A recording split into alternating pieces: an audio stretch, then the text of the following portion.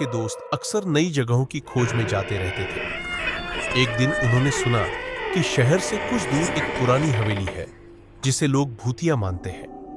कहानियों के अनुसार वहां रात में अजीब अजीब आवाजें आती थी और कई लोगों ने वहां पर छायाएं देखने की बात कही थी। राहुल और उसके दोस्तों ने तय किया कि वे इस हवेली में एक रात बिताएंगे और जानेंगे कि असल में वहां क्या हो रहा है। रात का समय था और हवेली बिल्कुल सुनसान थी। हवेली के दरवाजे पर लटके ताले को देखकर उनके रोंगटे खड़े हो गए, लेकिन वे डरे नहीं। ताला तोड़कर वे अंदर गए।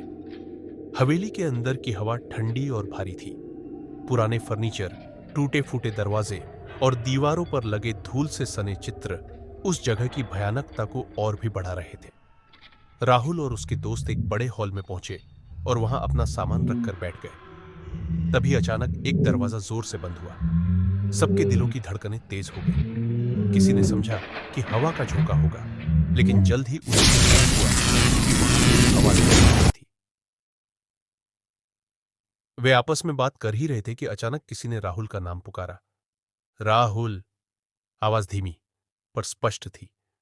राहुल ने अपने दोस्तों की तरफ देखा, लेकिन कोई भी कुछ नहीं बोला था। वो आवाज फिर से आई और अब की बार थोड़ी और करीब से। सबने डर के मारे एक दूसरे का हाथ पकड़ लिया।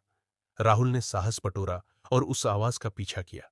वह एक कमरे की ओर बढ़ा जहां से आवाज आ रही थी। जब उसने दरवाजा खोला तो उसे एक पुरानी, धूल से सनी डायरी मिली। डायरी के पन्नों में एक लड़की की कहानी लिखी थी जिसे इस हवेली में कैद कर दिया गया था। उस लड़की की आत्मा अब भी वहां भटक रही थी, न्याय की तलाश में। राहुल ने जैसे ही डायरी पढ़नी शुरू की, उसे लगा कि कोई उसके पीछे खड़ा है। उसने मुड़कर देखा, लेकिन वहां कोई नहीं था।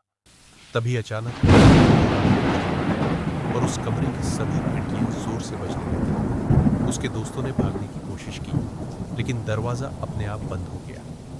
रात भर वे सब उस कमरे में फंसे रहे। सुबह जब वे बाहर निकले तो उनकी हालत खराब थी। उस दिन के बाद वे कभी उस हवेली के पास नहीं गए। कहते हैं कि आज भी उस हवेली में उस लड़की की आत्मा न्याय की प्रतीक्षा कर रही है।